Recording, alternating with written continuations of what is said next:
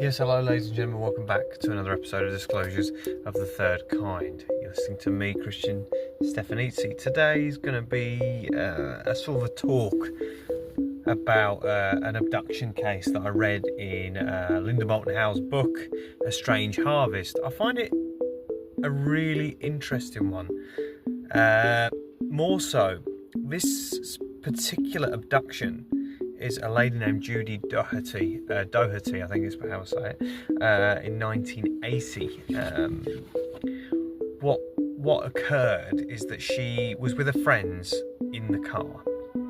Now, they'd stopped off, seen a light in the sky approaching them. She stopped off, got out the car to have a look at it, and then had about 2 hours of missing time, I believe it was. So she had to undertake hypnoregression, as you know, in the Betty and Barney Hill case, Travis Walton and others. And now, as she was undergoing this hypnoregression therapy, she uncovered that she was it felt like a vacuum. She was taken into this ship.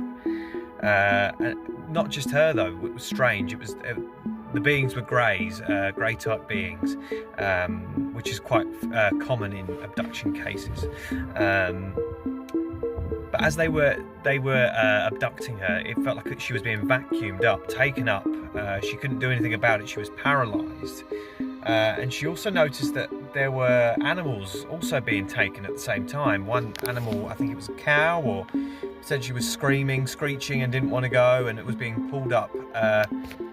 It's fascinating to me, and that's as far as I got with that abduction account. But again, they performed tests on her, similar to they did with Betty and Barney Hill. The aroma in the air was like a pungent sort of aroma, which is also described in the Travis Walton, Betty and Barney Hill, Whitley Strieber accounts. Again, you've got this converging testimony with people that do not know each other, all the same things. I find that fascinating. So she was taken, worked on. I'm assuming they're trying to figure out the anatomy.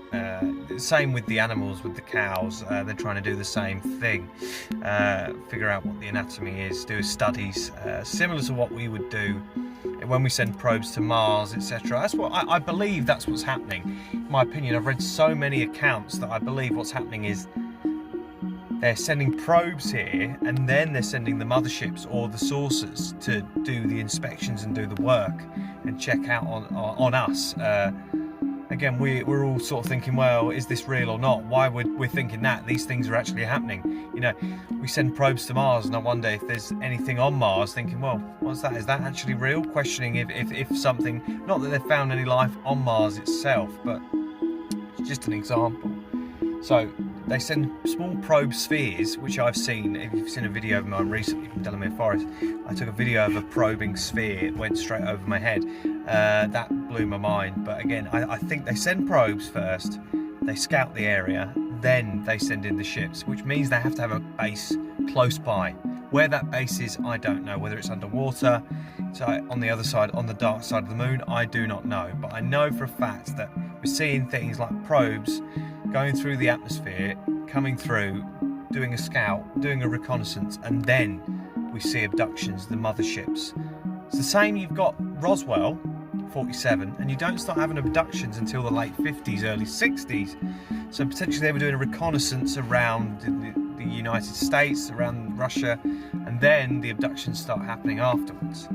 It's an interesting thing, but yeah, Judy Doraty's abduction, check it out, folks, from 1980. It's very, very interesting. It's in Linda Moulton Howe's book, An Alien Harvest.